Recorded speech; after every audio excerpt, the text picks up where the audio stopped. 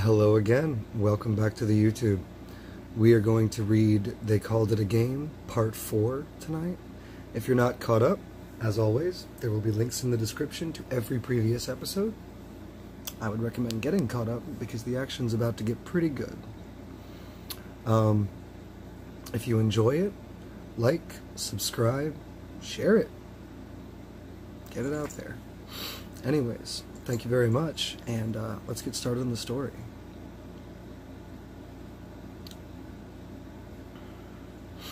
They Called It a Game, Part 4. Forge was a massive, lumbering beast. It stood some 50 feet or more, and in the small town it was tearing apart, it stood as an ominous cloud over the skyline. When it emerged, the story goes, it was a small, beetle-like creature that could produce extreme heat in its local vicinity. As it grew, however, the danger became apparent to many of the people in the area. Its size was increasing rapidly, and nothing seemed to bother it enough for it to make its way elsewhere. No poisons had any effect, no traditional extermination methods. Even the first several adventuring groups that came across it were unable to make the creature so much as acknowledge their presence. Once it got a bit larger than an elephant, it began to rampage. First, it would attack pedestrians on the streets, making short work of their lives and then consuming their equipment to feed its internal fires. Along the back and belly of the beast, you could make out etched steel from the blades it had consumed as it warped them into a sort of biological, artificial armor plating. It kept its shape for a long time, but after it reached a little bit bigger than a blue whale, not a comparison I thought I would ever make about a beetle, it began to sprout wings of hardened Damascus steel, blackened with soot at the edges and root. From what we could tell, it was forging them internally as it crept along its path of destruction and left little more than smoldering wreckage in its wake. The wings didn't seem to function, as of the most recent reports at least, not for flight, but the creature used them to make devastating attacks at enemies on its flank, sweeping across its entire backside with a massive and intimidating wingspan. As it devoured swords, shields, armaments, and even cars, it grew well beyond what we had expected or had been informed of. Our scouts told us that the creature had apparently slowed its progress. We thought it had run out of food. Most of the metal in the area was already destroyed, at least outside of our camp, which by this time must have looked like a buffet table.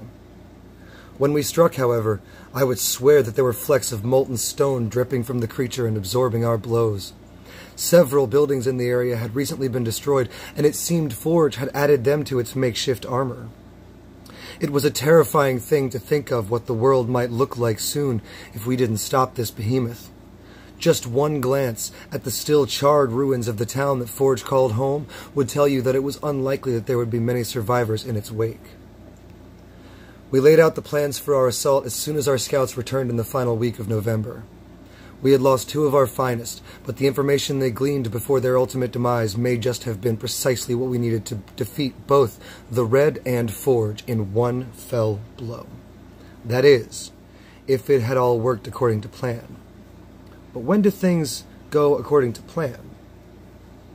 They had learned that the creature was attracted to metallic objects as a food source, but that it shied away desperately at times from any source of water. It made sense. Unless the creature could protect the infernal temperatures it was generating in its literal furnace of a body, water would likely result in its ultimate demise. As a general rule, one does use the stuff to quench fires, and there was no denying that Forge was an embodiment of a living blaze. Even getting too close to the creature could severely burn someone not equipped with the proper resistances to heat. We had determined that we would use the Red as a sort of bait, tantalizing them with the great rewards of the amazing gear at our camp, and we would use them to corral Forge to the edge of a nearby lake, where we would drown the beast and hopefully quench its unending fire. It was a daring plan, and it would risk several lives, but the Red had left us little other option. Having thinned our herd beyond the point for a reasonable plan of action to succeed, they had sealed their own fates.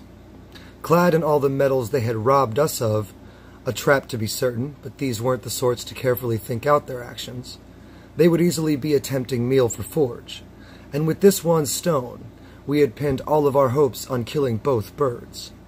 but we wouldn't find out how wrong we were for another few months. That is They Called It a Game, Part 4. Part 5 will be coming probably tomorrow, and I really hope that I will finish rewriting Part 5 of Cup of Joe. At any rate, thank you very much. Have a wonderful day, evening, afternoon, whatever it is. Take care.